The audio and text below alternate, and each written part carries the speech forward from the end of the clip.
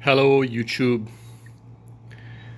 I have another little vintage equipment treat for you. The keen-eyed already knows what's going on. This turned up locally in terrible shape, as you can see. I took it in to do a refurbishing, not knowing anything about this. Zero experience. And what this is, Thorens TD124 Series 2. This was brought to me from a storage condition. I don't know the history of this unit. Okay, where do we begin? Let's just start talking about what we see in front of us, right? First of all, we got this thing on a plinth that seems to be like a plywood and chipboard plinth. It's coming apart at the seams, and there's definitely some sort of termite or wood lice damage. I think if I poke my fingers, I kind of felt like I could almost put my fingers through the wood. All right, but there's a big split here and so on. The plinth is not structurally sound, and the table, this cast metal part, isn't even sitting level on it anymore. We have a bit of dirt on all surfaces, right?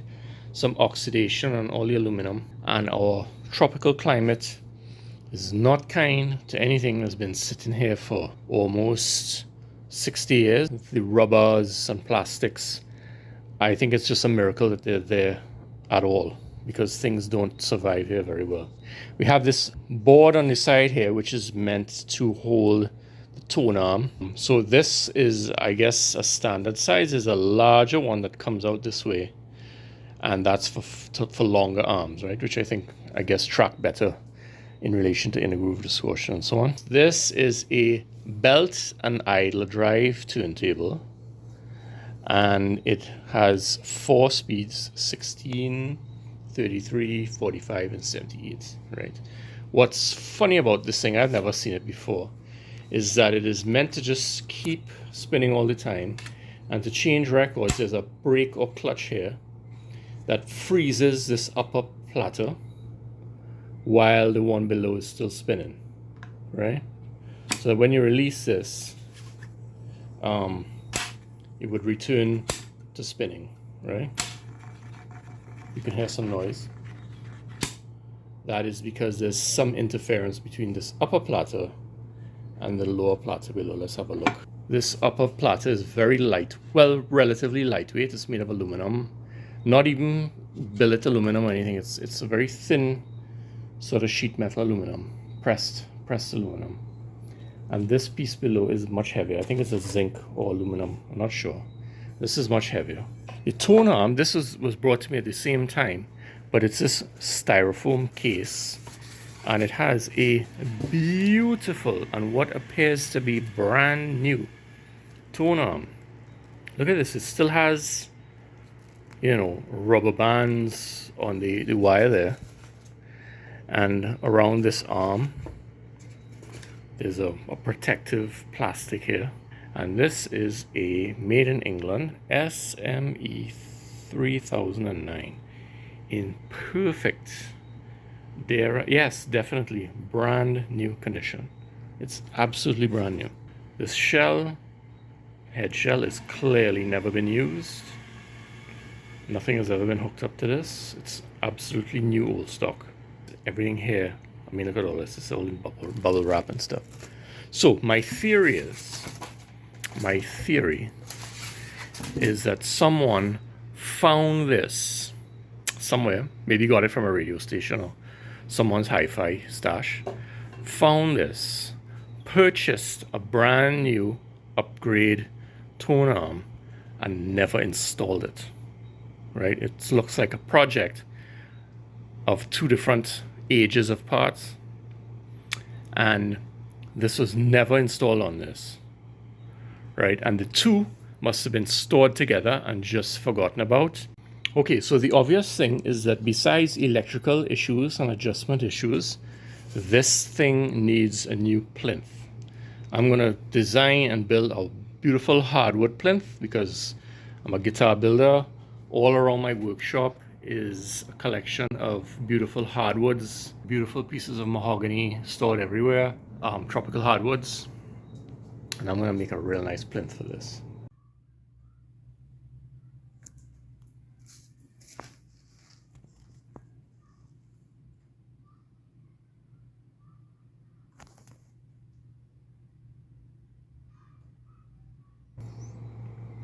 There are 3 machine screws that go in from the top that hold this casting onto this dark base plate here.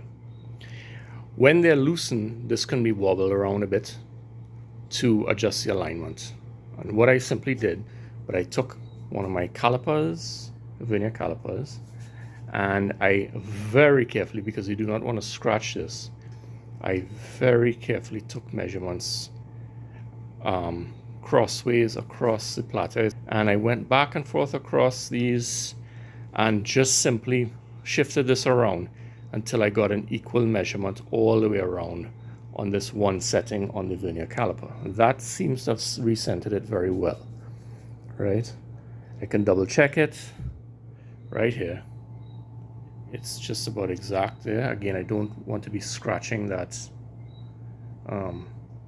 that shaft. Now we're centering from the shaft to the inside of this rim, not actually the outside diameter. Okay. Reason is there's an idler wheel. This here rides along the inside of this, and that drives the top. Getting this inner level even and concentric is the important measurement. So now I'm back on the platter, and it is just looks perfect. It looks perfect compared to earlier today. All right. So now I can focus. There's no up and down wobble. Now from our first inspection here, we could see that there's some oxidation on the metal parts, right? This kind of stuff.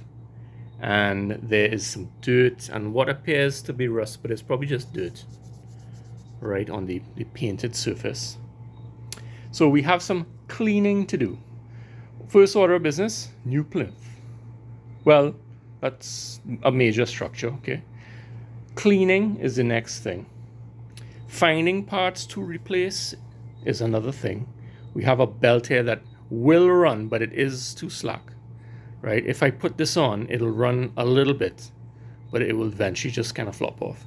What's also bad too, these motor mounts, this motor is held in suspension here underneath this pulley, and these rubbers holding them in place are very deteriorated. All right, you can see those are broken away. So I've ordered replacements for these rubbers here and this rubber belt. That's all I've ordered so far online, right? Because other things seem to be good. This idler feels good. Everything else seems to be turning well. The motor runs, it doesn't make much noise. It makes a little bit of like a vibration noise, but it's not really audible, really. And then I've got to put those parts in and do all the adjustments and lubricate certain things in here.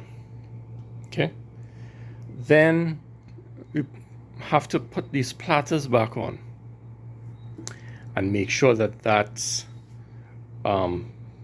pair of platters is running properly.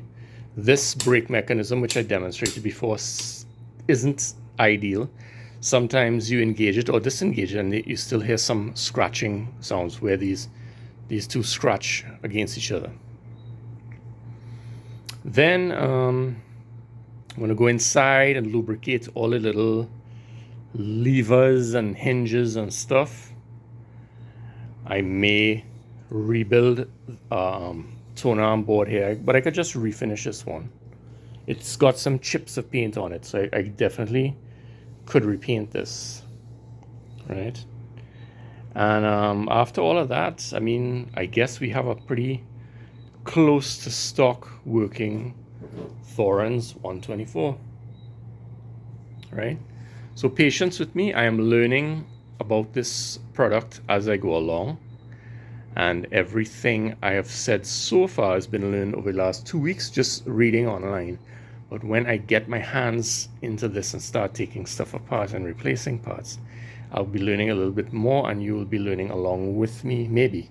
Or yelling at the computer screen because you already know this stuff and I don't. Look at this. This is the first time I'm looking at this.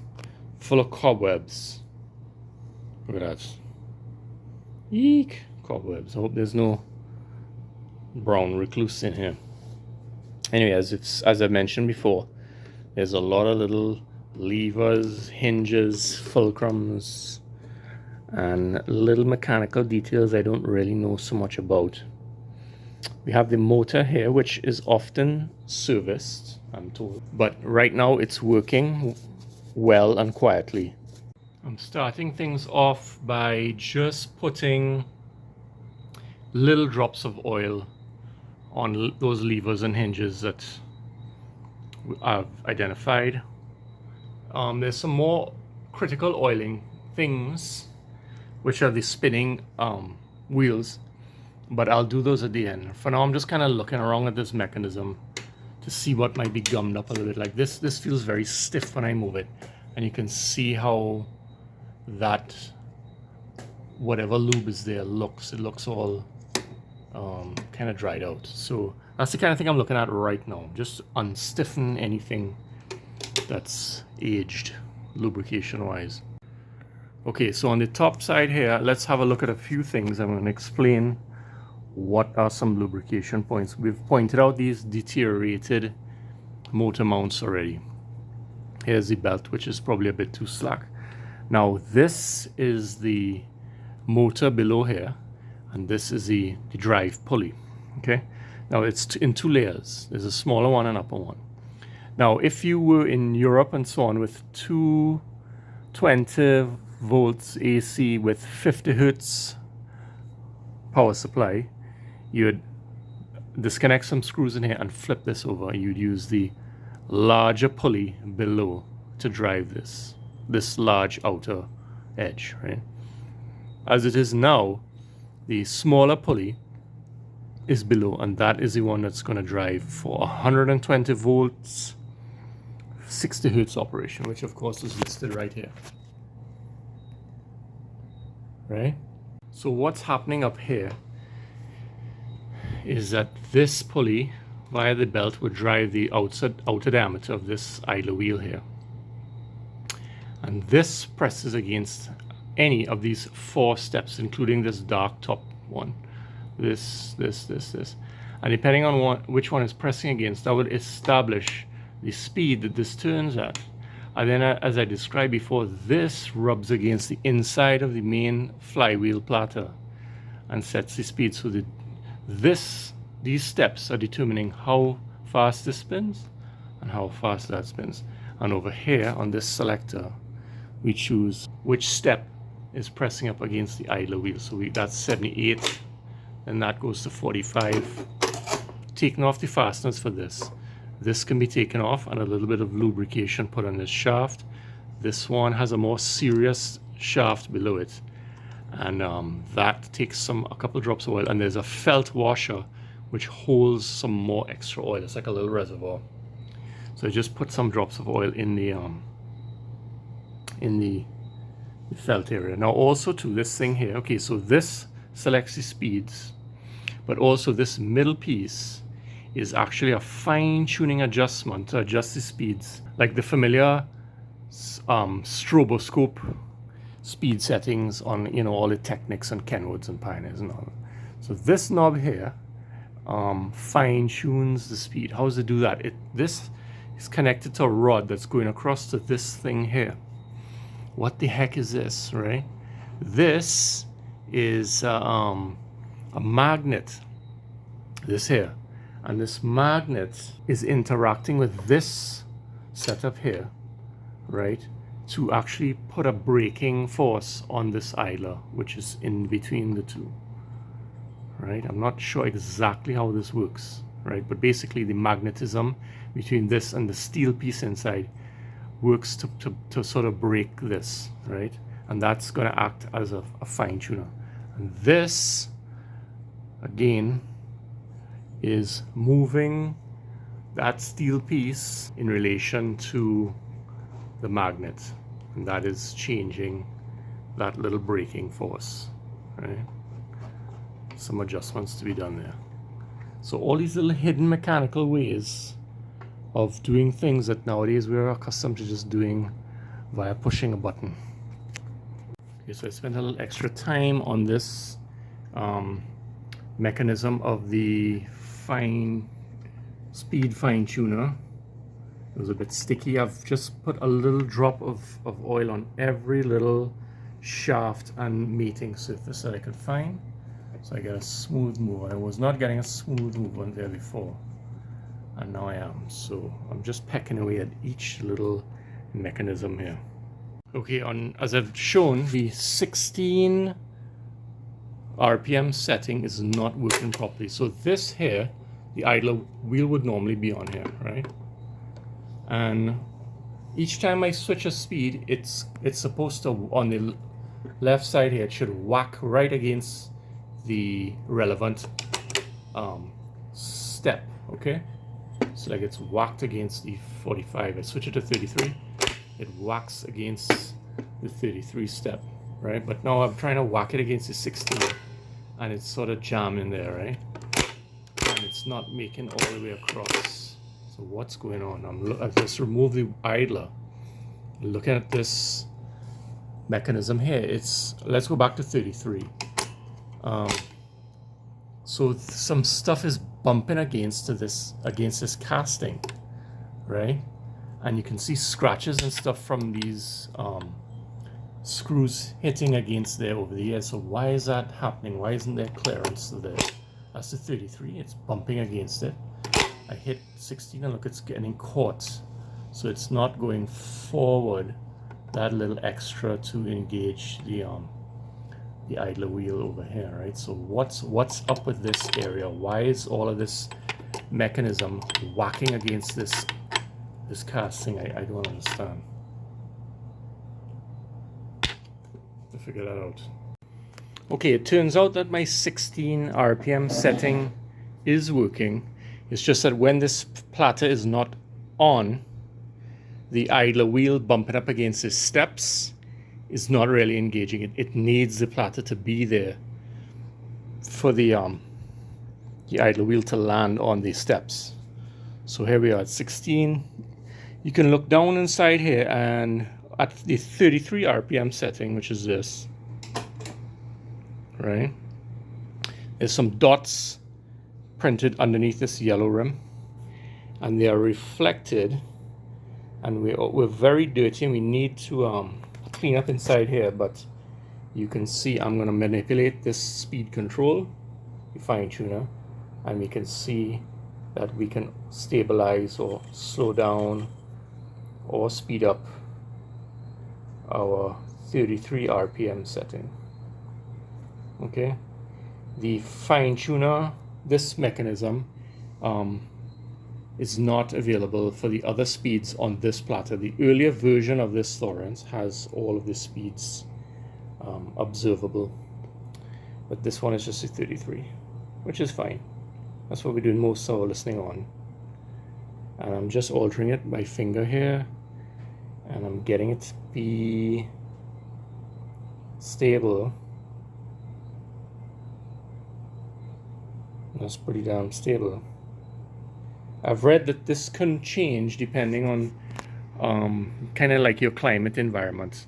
When the motor heats up, it could take it could get a little faster as it heats up, and that these should run for like a minute or more to stabilize the speed. So there's an off in between each speed, right? Up to 45, and that's running fine. Let's go up this. Now I'm saying it's running fine, but it's barely running because the original belt it came with there is quite slack, and it kind of jumps off. If I move this too quickly, it's probably going to jump off the pulleys. So I'm moving it very gently. And here we see it is speeding up again, and that's our 78 RPM setting. It's pretty quiet. If I put my head close to the platter and surface here, I can hear some mechanical movement, but it's probably, right now, it's probably mostly that old slack belt, okay? But so far, everything is running nice. Let's just go through all again, slow down to 45. Take a little while, because it's a heavy platter, and let me tell you, when you spin this by hand, it just keeps moving for a long time.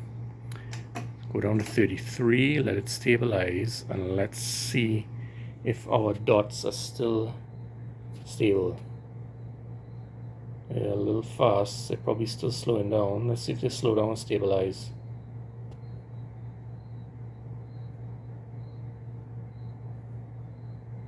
No, they're still a little fast. But it may stabilize. Let me see if we put a little bit of drag on it.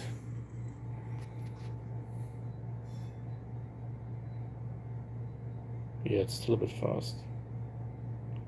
So we'll see what's up with that. Back down to 16. And that's running. Yep. Let me see. Yes, it is. I'm surprised that belt is still running. Right, so all our speeds are working. Our mechanisms are all working here. And besides changing the rubber parts, the belt and the motor mounts, I think I can sort of safely move over to the cosmetic work, the cleaning up, and the plinth construction, because the mechanics are a-okay. So we want to change our record. We want to put on a record. We hit the brake. Bam. Now, the platter below is still spinning. You can see the shaft is still turning. I hear slight scratching sounds, which bother me a little bit. It means some work has to be done. So we put our record on, and we, bam, go back to 33. Now again, I'm hearing some scratching. So there's some adjustments to the brake to set the height that it engages the rim there. I still hear a little bit of scratching when I come on and off of this thing. Hear noise? Okay. I'll go again. So we have a few scratchy noises to iron out. Let's check our speed again. Rock solid. Well, marginally fast. So a little bit of top platter work needed. Okay, so even though things are working well and we've established that the speed is steady and so on, I'm still now getting into more critical details. I was adjusting the clutch, which is worked by the knob over here, which when you go like this towards the control, it raises 3 points, which are marked in blue here. Put a Sharpie mark on them. And those lift the top platter above and clear of the lower platter. So I adjusted that earlier. Now I just came and I turned on the motor, and I'm just listening to any noise, physical noise, right? So this belt needs to be replaced, and I'm sure there's a little bit of dirt and residue from the belt on these wheels. So I took the belt off, and I observed down here the motor itself. I heard a little bit of noise. And as we go down here, we could look at two spots, right? There's up here where the shaft, upper shaft comes out and becomes that top pulley, okay? And down at the bottom of the motor housing, there's this hole. Now this hole leads directly into the bottom bushing of that shaft. So with this syringe here, I put the oil in, and I poured squirted some oil into this bottom hole here. And then I came and I just kept gradually putting a little bit more up at the top there where the shaft goes into the housing, right? And as you know, as I just kept putting a little bit more drops of oil in there and letting the motor turn, it started to get a little quieter.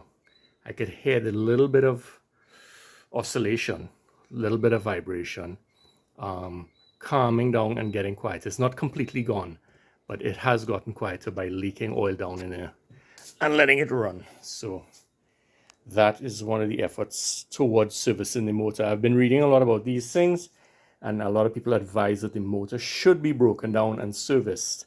This one is working fine, right? So I don't know if I should do that just to put some lubrication in it and clean it. I have no reason to think that it needs new bearings and bushings and stuff like that, right? So for now, I'm just doing the lubrication and listening to the results. Another little thing I noticed, I'm putting a Sharpie marker here. So when before I even tackle this, I didn't really time it, but I just kind of looked at how long that motor took to stop spinning. And it was, within 10 seconds, like, maybe 7 seconds or something to stop turning.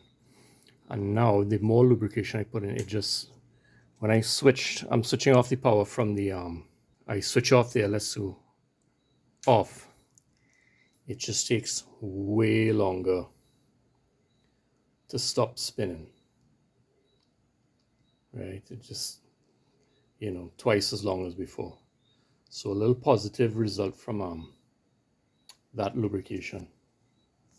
Okay, this is a bit too far along, but after playing around with the motor and the speeds that it seemed to hold when switching off and so on, I don't know, I kind of did some reading online, and I feel a little bit misguided, but some people are like kind of bragging off about how long theirs runs before it comes to a stop. Mine was about, I don't know, 7 or 8 seconds, and some people are saying no, they have 45 seconds and all this kind of nonsense. So anyway, I did take this apart for the purpose of just wiping out old oil that may have been kind of congealed and hardened up here and there. But as we saw, everything was working okay. Also too, I felt the motor, it felt a bit hot, and I was thinking maybe if I reduce some of the drag on it, it would cool down a little bit. So anyway, this is taken apart, the bottom part of the motor that holds the bottom bushing, and it sits in an assembly like this. It sits like this, right in there, right? So this is the actual bushing, but this is a felt pad that holds oil. You can see this is pretty hard. It's still absorbent. I don't really know if anything's wrong with it.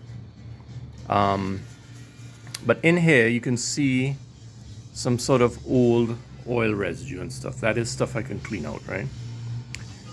Besides that, at the very bottom here, there was a little nylon 1/4 inch piece, which is called the thrust bit washer or whatever, right? And when I had looked down inside, I'd put the flash down, and I noticed the little ball bearing on the end of this shaft here. This actually sits on a ball bearing there. Seems to have worn a dimple into this little thrust piece here, little nylon piece. And I kind of had the idea that maybe it's worn down far enough that the flat part around the ball bearing is riding on the nylon, that's causing a bit of drag as well. So basically all I wanted to do was do a little bit of a cleaning and replace that nylon piece. Now I read online here and there that people use a material called Delrin to replace the nylon little piece there. And a source of Delrin, I have a lot of Delrin, a lot of guitar picks are made from Delrin, right? This brand here, Dunlop Tortex, right? These are Delrin picks. So I could cut a little piece out of this and replace that, wipe it all down and reassemble, right? Now I've drilled out some rivets. Now when you buy some of these parts, you get replacement rivets. But I have rivets, but I have some tiny little bolts as well. So I can use those instead, right? Instead of having to undo rivets every time I wanted to work on something. So I'm going to do that. I'm going to make a piece. I have a punch that's going to allow me to punch a hole out of a piece of Delrin. Yeah, look at this. I've got a punch. This is a 1/4 inch punch. And that little nylon piece, original nylon piece, fits right in there, right? So I have this to make guitar inlays, the little 1/4 inch inlays you see on guitar necks, right? I punched those out of a sheet material with this thing. And here we go. Now, guitar picks come in all kind of thicknesses, so you can easily buy one that's the right size. It looks a little bigger, but I think it's gonna fit okay. It just has to sit there. I think I'll cut a thinner one. This purple one is too thick. So I've just cut a yellow one, which is just used to seem a better match, okay? And the yellow one, well, it says it's 3/4 millimeter. Okay, so I have sort of rebuilt this. I've replaced the bottom nylon to Delrin piece, and I've cut a new felt piece to replace the larger one. I left the small one in. Down in there, the yellow one is the new riding surface for the ball bearing. And I've taken a chance to look at, you can see how scored that looks. I couldn't really tell before, but I was polishing it with fine jeweler's rouge on the Dremel, and the more I polished it, the more I could see scores that were already there, if you know what I mean. It kind of showed up problems. So the upper part isn't too bad, but this lower part, I do see scoring. This flash makes it look really bad, but I guess I could polish it a little more, you know what I mean? 60 years of operation. Okay, so here I am carefully putting it back together. I sort of marked the bells so that I put them back the right way that they were. And of course, just being as careful as possible not to bust any wires or do anything weird. And the question, of course, is any of my fiddling around here worth it? I hope that there's some long-term benefit regarding the oiling, you know, and if not the alignment. I mean, the alignment would have been factory original, but you just try to get this back together as much as it was before, right? Okay, so I've polished this wheel on the left side. You could see it compared to the unpolished side on the right. And these two pulleys, the reason there's two pulleys is because one works on 60 hertz current and one works on 50 hertz current. That's the bigger one. So I just polished it in advance of putting it back in there. Right, so we're back in the same state we were before. Polished shaft, new bottom plastic bearing, new felt, freshly lubricated, right? And I switch it on. I'm listening to the sound. The sound is quiet. Now there is sound from these motors. It's not dead silent, right? But you certainly have to go very close and you'd hear a little kind of whirring, right? And I'm going to switch off, and I haven't timed them. We'll time them when I'm doing the video review, but how long it takes to spin down, right? So I'm going to switch now off.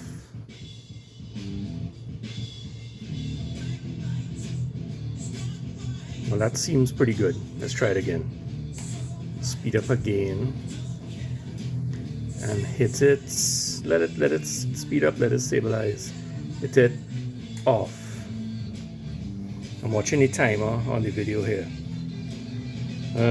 That's about 5 or 6 seconds. It's not that impressive. Okay, so I've moved across to polishing the step pulley with particular focus on the two middle steps, which are the 33 and 45 settings. Now, as I told you, the more you polish something, the more you see the flaws in it. You could actually see long-term wear marks. Even on this, the second to last one on the left there, you can see almost like a ridge, a dip in it, which is odd because it's only rubber parts have been rubbing on this for, again, 60 years. A rubber idler wheel presses against those, and a very flexible belt presses against here, yet still there's wear marks. Isn't that something? So having done something of a rebuild and gone online reading about what should be the spin down time on this, as I said, I was getting a bit frustrated, but now I have done my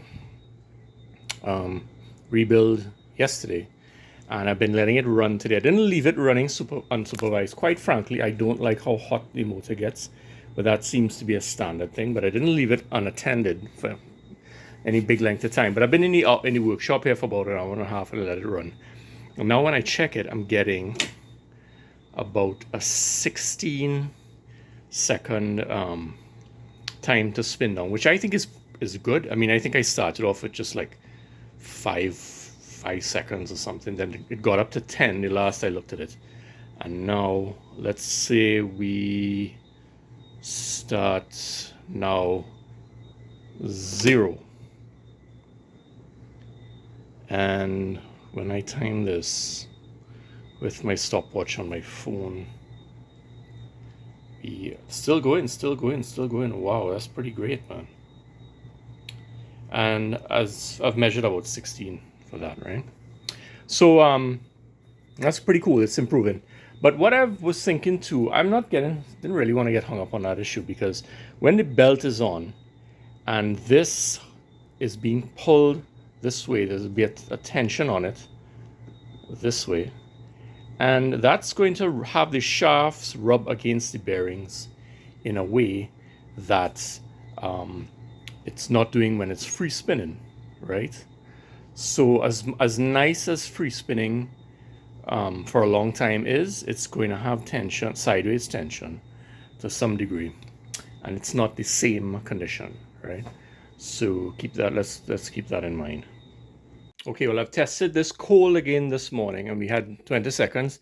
It's now down to 8 seconds. So that whole spin down time thing is irrelevant if you're not taking into account the heat of the motor, how long it's been spinning, heat of the oil, heat of the motor.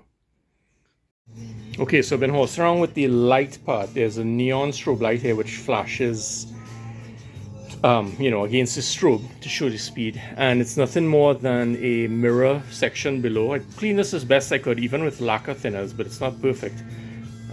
Any more than that, I'd have to replace it. That goes below, and on top is a screen you look down through, and that's held down with this metal plate. This actually shows 50 or 60 hertz, so you kind of know which line to look at on the strobe dots over there.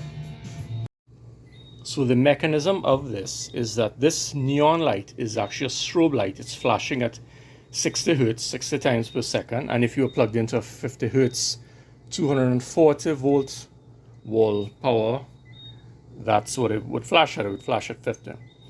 And at the bottom of this table rim is 2 rows of dots, and that would be spinning right here. So what we're doing is we're looking down into the mirror, and it's reflecting back up at the dots. And when the dots hold steady, we know it's moving at the correct speed, which is 33 RPM, right? But we get it from that 60 times per second flashing. That will stabilize those dots, right? And then this here is the fine adjustment. We've looked at it before, but this alters a mechanism near that magnet there, and we'll see the dots moving back and forth. Okay, I've just gotten in the mail 2 orders. One is for the grommet motor mount grommet kit, and that replaces these ones here. You can see how loose these are, right? There's about a 1/4 inch of movement and a lot of clanging and carrying on. Okay, so these are the natural rubber, I believe the natural rubber, these light colored ones. And there's also other ones that I've seen. There's a spring modification one, and then I've seen black rubber, and I've also seen clear rubber, silicone probably, and what's the other one? Blue, like a blue rubber. But this one, the natural rubber, I don't know, something sounded nice about that. Anyway, I've also gotten a belt.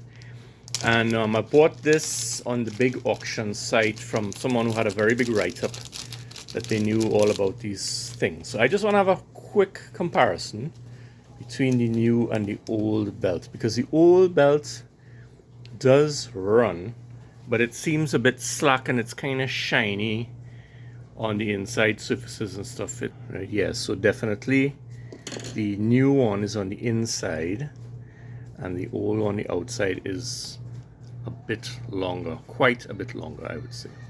It is not as wide as the previous belt. Now, I don't know the history of this unit. I don't know what the original belt width would have been. But anyway, let me put this on and see what happens. The better test would be when the motor mounts are installed, setting this at the right height. But for now, just run that. It seems okay. It's not flapping around like the old belt. I don't hear any extra noise. There's some noise from the motor. This motor is not dead quiet. It's doing very well. Every time I am in this workshop, I let it run. And when I'm leaving the workshop, I will test its spin down, and I'm consistently getting a 20-second spin down when it is hot, right? But always when I would put this belt on, this old belt, it would make some noise because it's flapping around a bit, and you'd hear some noise from this wheel.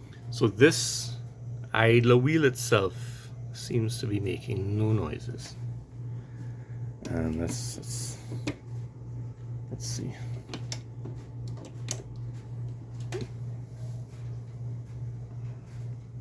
So that's working real nice. I'm listening closely, and it's quiet. I'm sure I can hear something. Maybe you can't, but everything is working smooth. Now, a couple of the things I noticed, you know, I'd put this on, and sometimes I would just put my finger here, and I would feel some vibration, which you can hear. And I'd say, people brag about how well these things are machined, they're made by Swiss jewelry makers and all this kind of talk. And I'm always a bit of a skeptic, but when I put my finger down on the bottom pulley, which is the one we're using, I still feel some vibration, right? But when I put my finger on this part is as smooth as can be. You really don't feel any bumping and carrying on when I put my finger on the machine surfaces of this. Right, so it is impressive. So this belt seems to be working perfectly. Let's do a fast speed change and hope it doesn't jump off. Right, the old slacker belt, if I did a quick snappy speed change, the belt would jump off of the small pulley.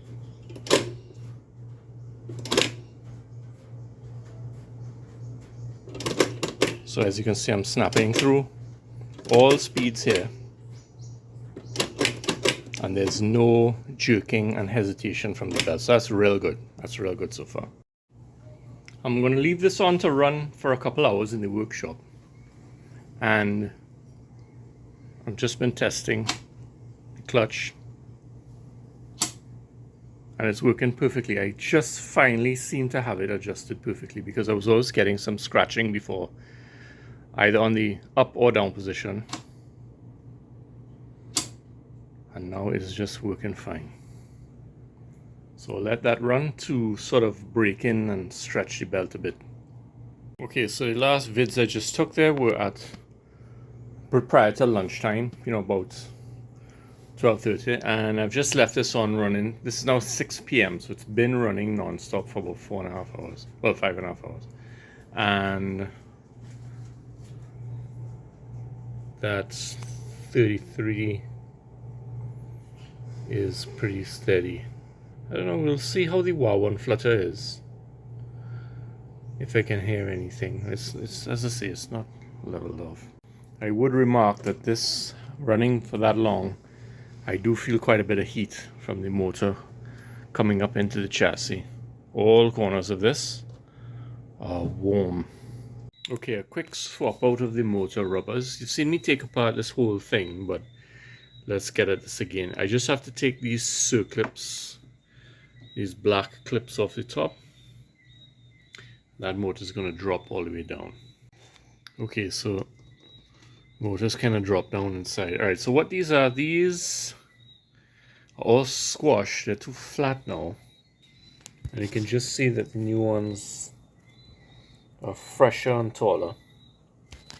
And how these are arranged on the shaft is with the two sharp pointy bits facing each other, right?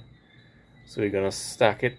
This one is going to be pressed into the chassis, and the chassis is going to sit in that groove. But this one is identical, but it's going to sit there without anything fitting into its grooves, right? Then there'll be two little washers on the top, and then we put the clip back on. On these old ones, I'm just going to take the screwdriver. I'm not going to scratch the paint up. I've got to sort of wedge and press those out of there. It'll probably get busted up on the way out, but maybe not. Well, it's very easy. I just have to go like that. Just press in and push down, and it's out. Yeah, simple as that. Okay, so I have those back two on, and again, the thing to do is I just need to put on this last one, two washers on there. I can't do this while I'm filming, okay? Okay, so put things back in place. Now, because of this, these new suspensions, the motor is sitting higher up than it did before, because of course the old ones were shrunken to a lower height. So this is now sitting higher, and I've also taken off and readjusted this pulley to sit at what I think is a level height with this idler wheel, stepped wheel, because I think before the motor was hanging down, right, and now I've set it more level. This bottom pulley level with this pulley, yeah. So I'm feeling the motor platter here.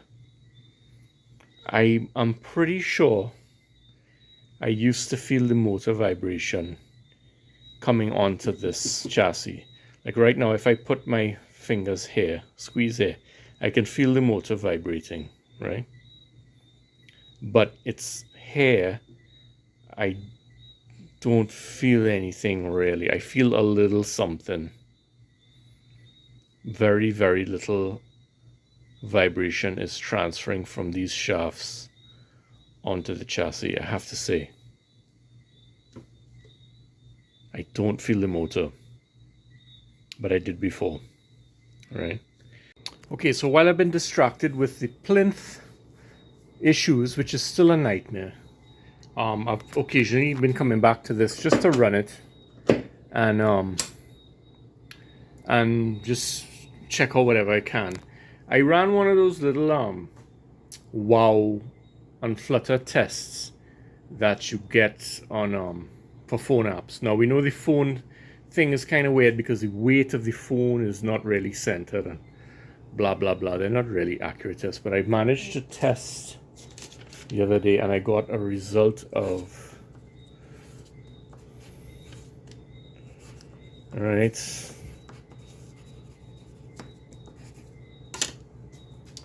I can't show you on the phone, so I have to show you on paper. That's an excellent result, right?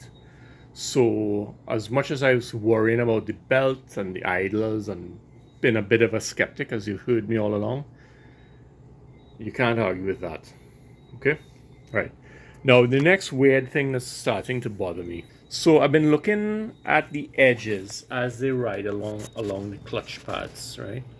Now if we look here, we can see there's some up and down movement of the top platter, but not much. But the thing is, sometimes I engage the clutch and I still get some scraping sounds. So I was fussing around and trying to adjust that. And one thing I've started to realize, I saw it all along, but I didn't really understand it, is that this platter is kind of messed up on the inside. Look at this. I didn't really pay attention to this and think about it so much, but okay, so we have this. Now, the lower platter has 6 rubber pads here, which is supposedly to offer a grip for this to sit on, right?